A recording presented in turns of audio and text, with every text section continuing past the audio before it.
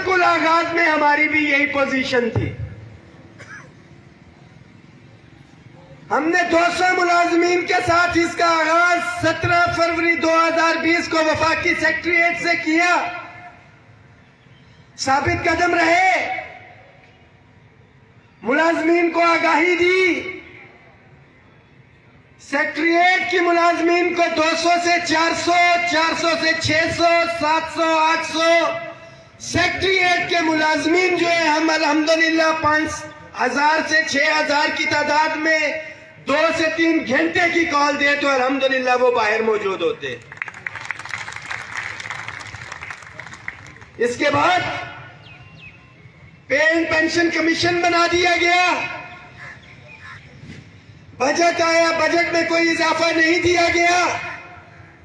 صرف اور صرف ایک وجہ جو کہ ابھی غیر سنجیدہ رویہ ریلوے کے ملازمین کا ہے. ہم نے وفاق کی تمام تنظیموں کو متحد کیا,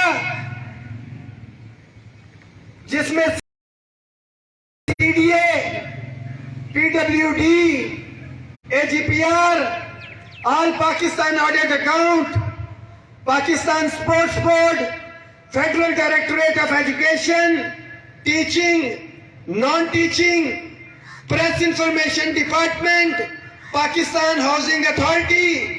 وفاقی سیکریٹریٹ تو موجود تھا, اے جی پی آر اور لامحدود محکموں کو ہم نے اکٹھا کیا federal government employees grand alliance کے پلیٹ فارم پہ.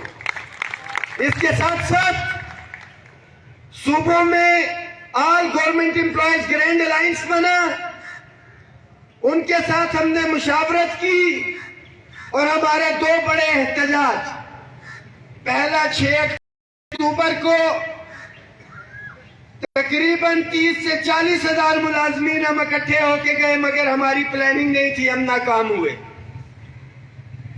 ایک دفعہ پھر سے ان ملازمین کو ہم نے اکٹھا کیا اور 10 فروری 2021 کی ہم نے ڈیڈ لائن دی گورنمنٹ کو. پرائم منسٹر اتنی دیر میں ایک کمیٹی کانسٹیٹیوٹ کر چکے تھے 3 وفاقی وزراء پہ مشتمل, جس میں پرویز خٹک, علی محمد خان, شیخ رشید صاحب تھے. سیریز آف میٹنگز ہوئی جس میں کہا گیا کہ صرف سیکریٹریٹ کو ہم الاؤنس دیتے ہیں, صوبوں کی بات نہ کریں, اپگریڈیشن کی بات نہ کریں. اور کرتے کرتے 8 فروری کو ہمارے ڈائلاگ جو ہے ناکام ہوئے. 9 فروری کو ہم وہاں پہ موجود تھے, ہمارے ڈائلاگ جو ہے ناکام ہوئے. اور ہم نے کہا, ہمیں کہا گیا کہ اگر آپ یہ اپنی جو ہم آپ کو چیزیں دے رہے ہیں نہیں لیتے تو کچھ بھی نہیں ملے گا. وفاق کو بھی ہم نے کہا انشاءاللہ تعالی ہم اپنا حق لیں گے. گورنمنٹ نے 2 تاریخ کو گرفتار کیا مجھ سمیت اسلام آباد کے قائدین کو, مگر جو آپ لوگ بیٹھے ہوئے ہیں, جو ثابت قدم ہے, جنہوں نے جانا تھا وہ جا چکے. ثابت قدم ملازمین نے ہماری گرفتاری کے بعد 10 فروری کو عملی طور پہ وفاقی سیکریٹریٹ کو بند کیا. پورے پاکستان سے صوبائی ملازمین اسلام آباد پہنچے, تاریخی ملازمین کی لڑائی ہوئی. 1 نہیں, 2 نہیں, درجن نہیں, سینکڑوں نہیں, ہزاروں آنسو گیس کے شل برسائے گئے ان بابوؤں کے اوپر کہ یہ سرکاری ملازمین ہیں, وہ پیچھے ہٹ جائیں گے. مگر ملازمین کو اپنے قائدین پہ بھروسہ تھا, ہم نے اپنے ملازمین کو اعتماد دلایا ہوا تھا, اور جو ہمیں تھانوں سے اڈیالہ جیل پہ منتقل کیا گیا تھا, وہ گورنمنٹ جو کہتی تھی کہ ہم بلیک میل نہیں ہوں گے, روٹ لگا کے مذاکرات کی ٹیبل پہ لایا گیا اور ہم نے اپنی ٹرمز اینڈ کنڈیشن کے اوپر مذاکرات کیا, جس کا پھل آپ لوگ ڈسپیرٹی ریڈکشن الاؤنس کی صورت میں لے رہے ہیں.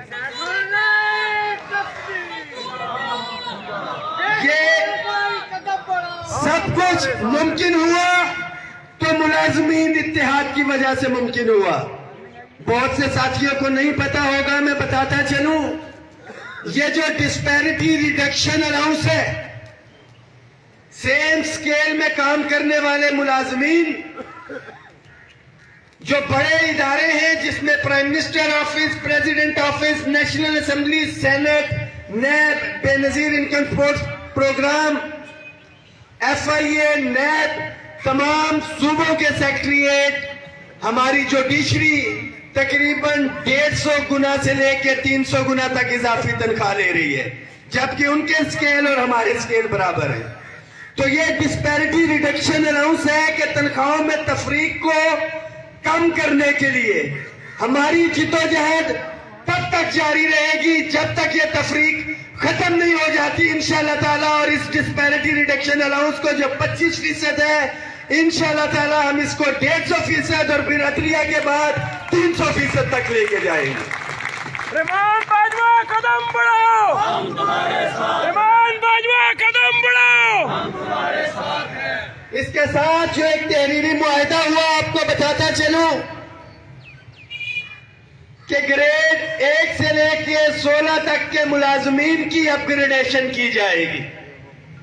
اس معاہدے پہ میرے، دیگر قائدین کی اور 3 وفاقی وزراء کے دستخط ہیں. اس کے بعد ٹائم سکیل پرموشن کے اوپر ہمارا معاہدہ ہو چکا ہے کہ جو 10-10, 20-20, 30-30 سال سے ملازمین ایک ہی سکیل میں ہیں ان کو ہر 5 یا 7 سال کے بعد ٹائم سکیل پرموشن دی جائے. ایک اور شک جو معاہدے کی تھی تمام ایڈ ہاک ریلیف الاؤنسز کو بنیادی تنخواہ کے اندر ضم کرنے کے حوالے سے تھی، اور تمام صوبائی ملازمین کو وفاق کی طرز کے اوپر یہ الاؤنس دیا جائے گا، جس کے اندر ابھی تک گورنمنٹ ڈنڈی مار رہی ہے اور قصوروار ہم لوگ بھی ہیں کہ ہم لوگ تقسیم ہیں. 10 فروری کو متحد تھے، یہ تحریری معاہدہ کروایا. انشاءاللہ تعالیٰ ایک دفعہ پھر سے میں آپ کے پاس جو حاضر ہوا ہوں، کیا اسلام آباد اس تحریری معاہدے پر عمل درآمد کرنے کے لیے، چلنے کے لیے تیار ہو؟ اسلام آباد جاؤ گے؟ اپنا حق لے کے آؤ گے؟ اپنے ریلوے کو نشکاری سے بچاؤ گے؟ خدا کی قسم جب تک آپ لوگوں کو آپ کا حق نہیں مل جاتا نہ میں آرام سے بیٹھوں گا، نہ آپ کو بیٹھنے دوں گا اور نہ حکمرانوں کو بیٹھنے دوں گا. اب ریلوے کے حوالے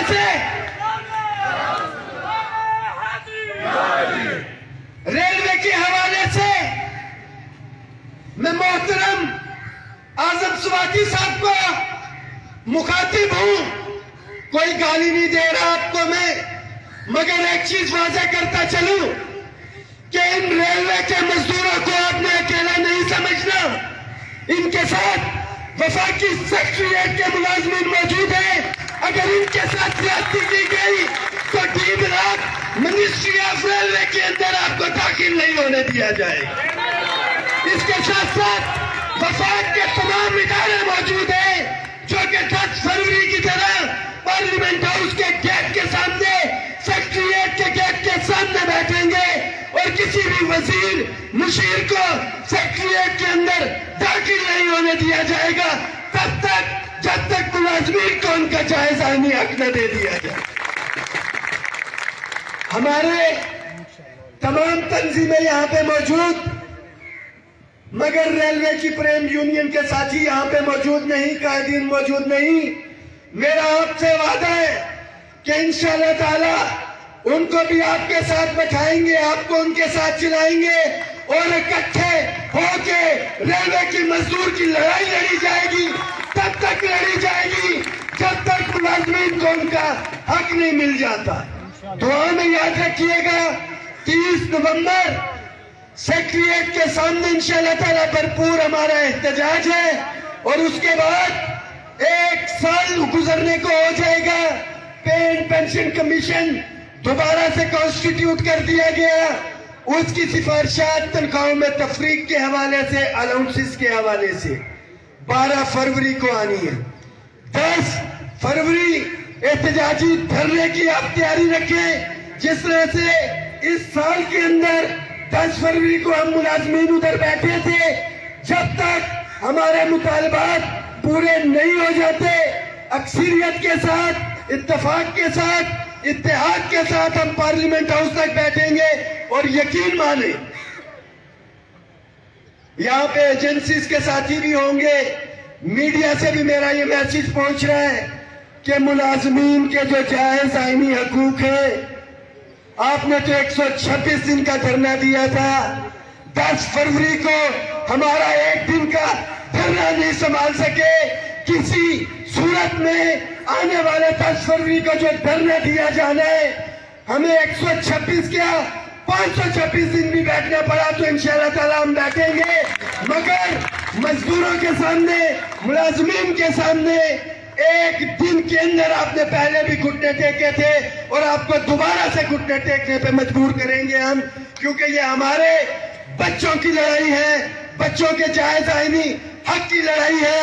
हम किसी कुर्सी के लिए नहीं, किसी वजारत के लिए नहीं, किसी माल के लिए नहीं, किसी गाड़ी के लिए नहीं, अपने जायज आईनी हक और 2 वक्त की रोटी के लिए निकले हैं। और वो क्या कहते हैं कि जिस खेत से देका को मुयस्सर ना हो रोजी, उस खोशाए गंदुम के, उस खेत के हर खोशाए गंदुम को जला दो तो हम आखिरी हद तक अपने मजदूरों के लिए जाएंगे। यही तादाद जो बैठी है, मुझे इसी के ऊपर यकीन है, यही वो लोग होंगे जो आखिरी दम तक बैठेंगे और बाकी 6000 मुलाजमीन का भी मुकदमा लड़ेंगे। मुलाजमीन इत्तेहाद जिंदाबाद, मुलाजमीन इत्तेहाद जिंदाबाद। पिचकारी का तो यार है।